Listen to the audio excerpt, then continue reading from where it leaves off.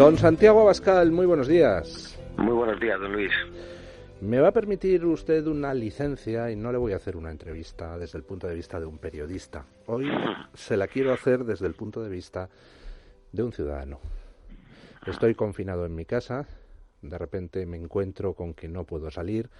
miro las noticias y veo que cada día nos despertamos con centenares de muertos más, veo auténticos horrores en forma de morgues improvisadas, en forma de vehículos camuflados de la unidad militar de emergencia sacando cadáveres a paletadas de los hospitales, veo cómo las cifras que me dan encima no cuadran, veo cómo en las residencias de ancianos se está produciendo una auténtica masacre de nuestros mayores. Además, posiblemente he perdido mi trabajo porque me han obligado a cerrar o soy un pequeño autónomo y no puedo, porque no estoy dentro de uno de los sectores esenciales,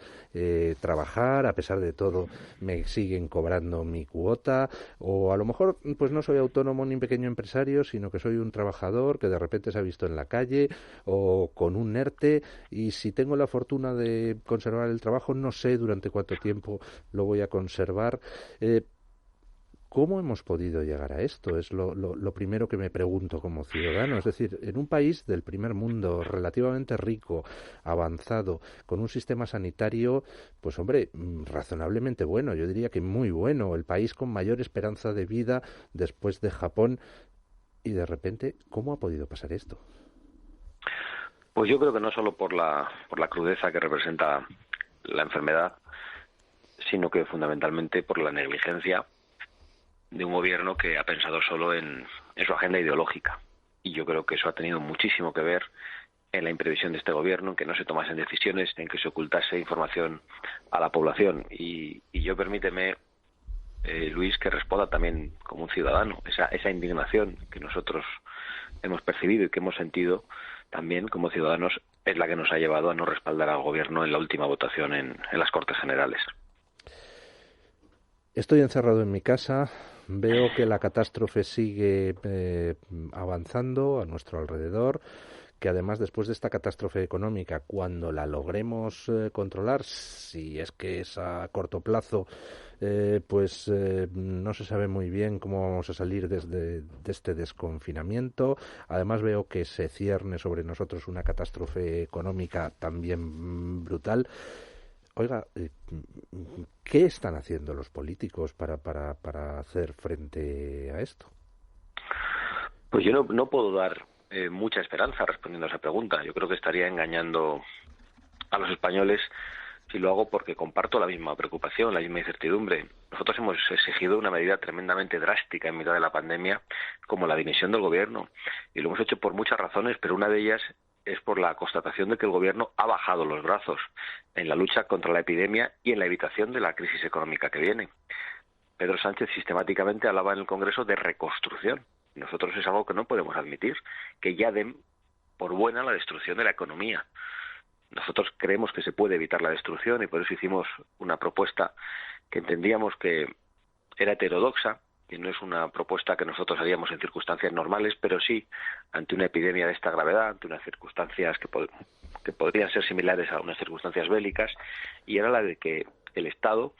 asumiese durante los meses que durase el confinamiento las nóminas y los ingresos de aquellos trabajadores y aquellos autónomos a los que no se les permite trabajar. Y creemos que esa es la única fórmula que evita la destrucción del tejido productivo en España, que es lo que en estos momentos hay que hacer, además de proteger la salud de los españoles, obteniendo masivamente test y protección para que cuando termine el confinamiento las personas puedan ir incorporándose a su trabajo y puedan hacerlo sobre todo las personas que han sido inmunizadas. ¿Este gobierno está capacitado para dirigirnos en esta crisis? Yo creo que está absolutamente incapacitado, por eso nosotros hemos dicho que los pactos de la Moncloa que plantea el gobierno, por cierto, con todos sus socios separatistas también, es decir, con los cómplices de la investidura, no son más que una huida hacia adelante y un intento de hacer una trampa a la oposición para amordazarla con una falsa unidad, para obligarle además, una vez que se ha comprado a la inmensa mayoría de los medios de comunicación que han sido sobornados con dinero público confiscado previamente a los autónomos y a las pymes y a los trabajadores a los que no se permite trabajar, para que vendan el relato del gobierno, Un gobierno que, por otro lado, está tan desesperado, y yo creo que constata su propia incapacidad, que en estos momentos dedica una parte de sus esfuerzos a la persecución de bulos, cuando el gobierno es el principal propagador de bulos y de mentiras en España. Un gobierno que no se conforma con controlar los medios de comunicación, sino que quiere controlar las redes sociales, que lo único que le preocupa es que el único recuerdo que quede de esta crisis, de esta pandemia, sean los aplausos que por supuesto merecen los sanitarios, que por supuesto merecen las fuerzas y cuerpos de seguridad, que por supuesto merecen los españoles que están en primera línea, pero que no son aplausos contra el gobierno, ni muchísimo menos, por mucho que nos quieran confundir a veces desde las grandes televisiones. Don Santiago Abascal, ha mencionado usted la tercera parte de la crisis sanitaria, terrible, con unos datos escalofriantes, la crisis económica que nos viene ya como un tsunami, pero hay una tercera crisis que es la de pérdida de libertades, porque hay desde el confinamiento muchos ciudadanos ven lo que está pasando y efectivamente perciben que el gobierno no solo controla todos los medios de comunicación televisivos, muchos de los escritos, muchos de los radiados, sino que además pretende controlar las redes sociales para tratar de acallar cualquier tipo de crítica. Y no solo eso, sino que una parte de la estrategia económica del gobierno está en manos de personas que no han ocultado nunca su simpatía con regímenes que han llevado a la más absoluta ruina y al más tremendo drama a muchos países hispanoamericanos. ¿Alguien está haciendo algo para defendernos de ese gobierno que amenaza además con arrebatarnos libertades? Bueno, nosotros tratamos de hacerlo denunciando precisamente eso. Yo entiendo que muchos españoles en los primeros compases de la epidemia pudiesen pensar pues que el gobierno había tenido algo de imprevisión, que tuvo algo de mala suerte, es decir, que fuesen indulgentes con la acción del gobierno. Pero en cuanto empezó a desarrollarse la epidemia y pudimos constatar que una parte de los socios de gobierno se dedicaban a hacer avanzar su agenda ideológica, a amenazar los ahorros, a amenazar la propiedad privada con declaraciones explícitas del vicepresidente del gobierno, que aprovechó la pandemia y esta gigantesca tragedia para forzar a su socio a que se le colocase en el Centro Nacional de Inteligencia, que aprovechó también los primeros días la unidad de los balcones de todos los españoles en torno al apoyo a los sanitarios y a los policías para hacer una cacerolada contra Su Majestad el Rey. Yo creo que eso hizo saltar todas las alarmas de aquellos que también tememos no solo por la salud de los españoles, no solo por la crisis económica que viene, sino por la degradación de la vida política, por la degradación de la democracia en España, que es en estos momentos lo que está siendo atacado por las instituciones, lo que está siendo atacado desde el gobierno y muy especialmente desde la vicepresidencia del gobierno. Pero además de las quejas, don Santiago, yo como ciudadano enclaustrado en mi casa, confinado, que a lo mejor he perdido mi trabajo, pues aprecio las quejas, pero en concreto, ¿cómo se le puede plantar cara a este gobierno? ¿Cómo se puede hacer que este gobierno incapaz, que no muestra ninguna posibilidad de poder controlar ni la crisis sanitaria ni la económica y que además amenaza nuestras libertades, ¿cómo narices se les puede parar los pies? ¿Qué se puede hacer, por ejemplo, ante el cierre del Parlamento? ¿Quedarnos cruzados de brazos? ¿Limitarnos a quejarnos? Bueno, la oposición se ha quejado del cierre del Parlamento y en parte ha logrado su apertura. Hemos hablado con toda claridad en la tribuna de oradores del Congreso denunciando la acción de este gobierno. Creo que eso también lo han percibido los españoles y no solo eso, hemos advertido al gobierno que tendrá que asumir no solo las responsabilidades políticas sino las responsabilidades penales derivadas de su negligencia y de su sectarismo, y que no tenemos ninguna duda de que han ocasionado más muertos en España, que han puesto al gobierno al frente de la mayor tasa de mortalidad del mundo por coronavirus. Eso es lo que se puede hacer desde la responsabilidad institucional de la oposición. Los ciudadanos también tienen otras fórmulas de protesta, algunas de las cuales ya se han planteado durante esta crisis de distintas maneras. Una manifestación multitudinaria se produjo durante esta semana, yo creo que algo verdaderamente inaudito, no se había producido nunca, con 500.000 de personas manifestándose simultáneamente a través de YouTube pidiendo la dimisión de este gobierno. Esas son las armas que tenemos los ciudadanos por un lado y quienes estamos al frente de los partidos de la oposición por otro lado. ¿Van ustedes a presentar o han presentado ya querellas contra este gobierno por la gestión de la crisis sanitaria? Estamos estudiando esas querellas, están en elaboración. ¿Y están ustedes en contacto, por ejemplo, con las asociaciones de servidores públicos, tanto del sector sanitario como del sector de las fuerzas y cuerpos de seguridad, que también están en esa misma vía de reclamar responsabilidades, pues no sé si civiles o penales, al gobierno que, por ejemplo, ha enviado a los servidores públicos al frente a trabajar sin protección? Estamos en contacto con asociaciones de todo tipo de profesionales que están sufriendo en estos momentos, no solo de aquellos que están en primera línea trabajando, sino de quienes están padeciendo fundamentalmente la crisis económica y también de ciudadanos que se están organizando en estos momentos para reclamar al gobierno y que han sido víctimas de la tragedia sanitaria. Don Santiago, los datos que llegan pues son demoledores en la comparativa con otros países y de ahí precisamente que la responsabilidad del gobierno sea mayor. Somos los primeros en contagio de sanitarios, somos los primeros en número de muertos por millón de habitantes, somos, no sé si los primeros, pero vamos, estamos en el podio en tasa de letalidad, es decir, número de fallecidos partido por número de contagiados. También medios económicos internacionales señalan que vamos a ser los más castigados por la crisis económica. ¿Puede usted, a mí, como persona confinada, como persona que en estos momentos, pues a lo mejor he perdido un familiar o que me he quedado sin trabajo, ¿me puede usted dar un poquito de esperanza? ¿Qué podemos hacer de cara a pensar que en el futuro esto va a ser distinto, que nos vamos a recuperar, que vamos a salir adelante? A mí no me gusta engañar a los españoles. Yo creo que efectivamente los españoles vamos a salir adelante como lo hemos hecho siempre en circunstancias terribles y muy trágicas a lo largo de nuestra historia,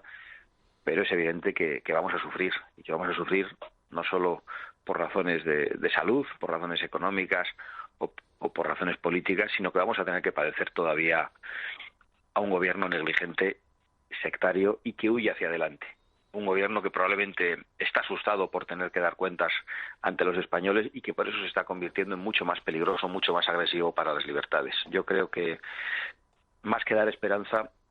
a mí lo que me corresponde es decir a los españoles que debemos ser conscientes de a qué nos enfrentamos. Para nosotros no ha sido fácil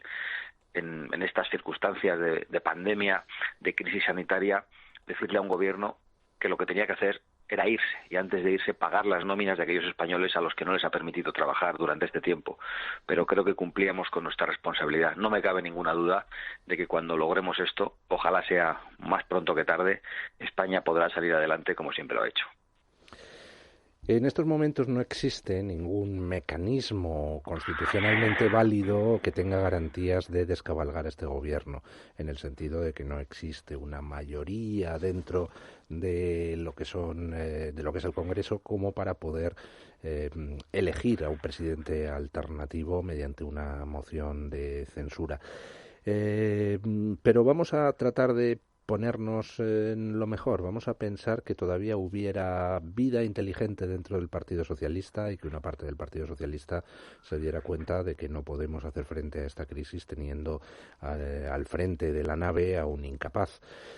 Vamos a ponernos en ese caso, que hubiera alguien dentro del Partido Socialista pues con los diputados suficientes como para poder plantearle a Sánchez la disyuntiva: o te vas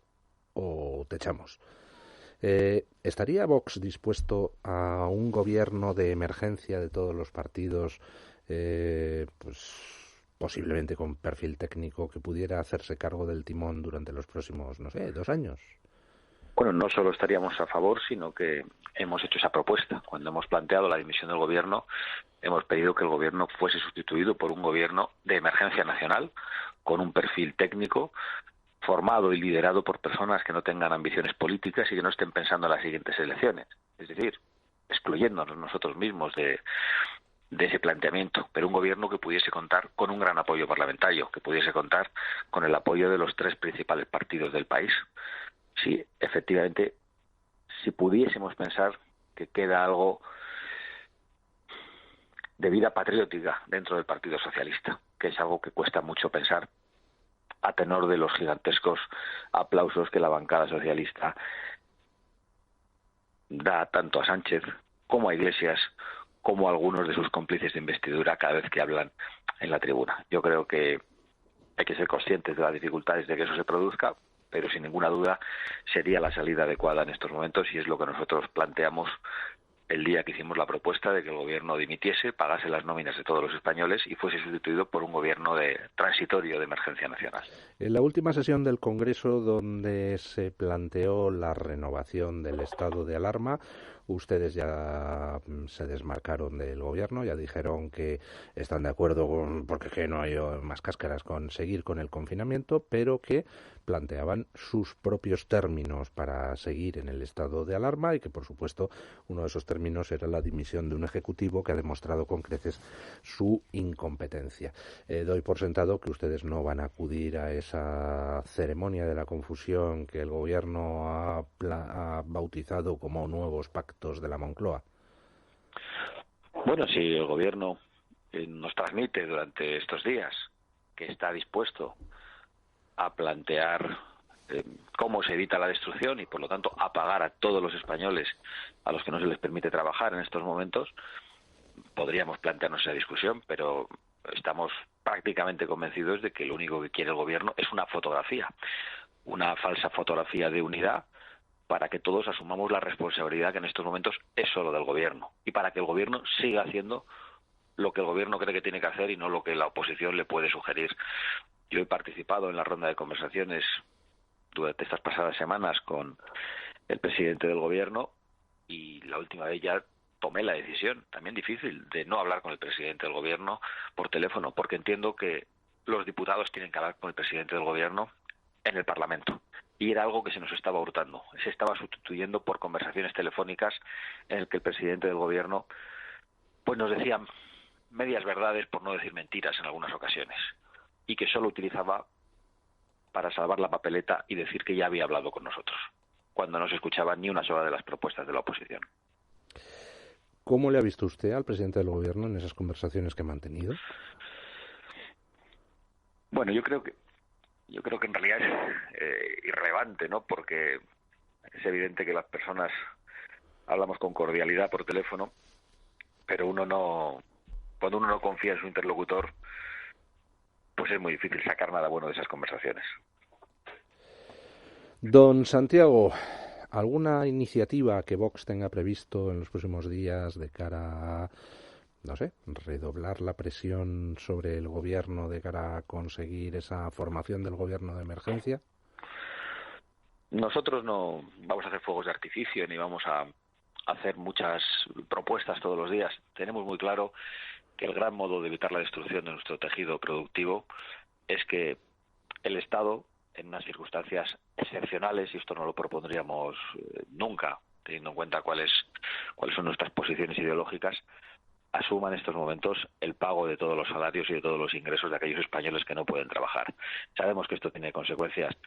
en principio negativas para la economía, que supone la asunción de una deuda, pero mucho menos de la deuda que habría que asumir si se siguen las tesis del gobierno. El gobierno ha hablado de la movilización de 200.000 millones de euros, que no ha dicho de dónde los va a sacar. Luego ha dicho que ya había 40.000 millones de euros para los créditos ICO. Nosotros hemos dicho que con 80.000 millones de euros se podría pagar durante 3 meses los salarios y los ingresos de todos aquellos trabajadores, empleados o autónomos a los que no se les permite trabajar y se podría compensar también con un salario mayor a aquellas personas que están trabajando en primera fila, como los sanitarios, como los policías, como las personas del transporte, como quienes están en los supermercados atendiendo a las personas. Creemos que eso se puede hacer con mucho menos dinero del que en estos momentos el gobierno va a malgastar. Y eso va a ser lo que vamos a decir al gobierno y a los españoles durante todas estas semanas. Pues don Santiago, le agradezco mucho que nos haya dedicado estos minutos. ¿Me permite usted acabar con un ruego? Pues por supuesto, me gustaría pedirle a Vox pues una cosa muy concreta. Por favor,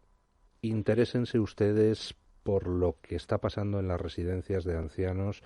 y eleven la voz sobre ese tema,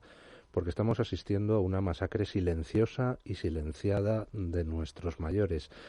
Tenemos datos pues más o menos oficiales, más o menos coherentes, aunque puedan no ser completos, de muchos aspectos de la pandemia, pero en estos momentos la situación en las residencias de ancianos sigue siendo de auténtico caos. Muchísimos ancianos siguen con coronavirus en las residencias sin que se los hospitalice, con lo cual a muchos se los está condenando a una muerte segura y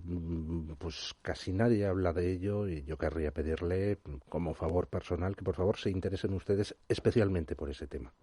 Pues no dude que lo haremos, pero no solo por los ancianos que están en residencia, sino por los que están en sus casas, lógicamente mejor acompañados por sus familias, y que durante todo este tiempo pues no han tenido esperanza de ser tratados en los hospitales porque se había decidido que había unas vidas que valían menos que otras, y eso es algo que nosotros no vamos a aceptar en ningún caso. Y por supuesto que nos vamos a interesar y comprometer, como estamos haciendo, por la vida de esas personas que son españoles no solo con todos los derechos, sino que son españoles a los que les debemos todo. Pues muchísimas gracias, don Santiago, y un fuerte abrazo. Un fuerte abrazo, buenos días.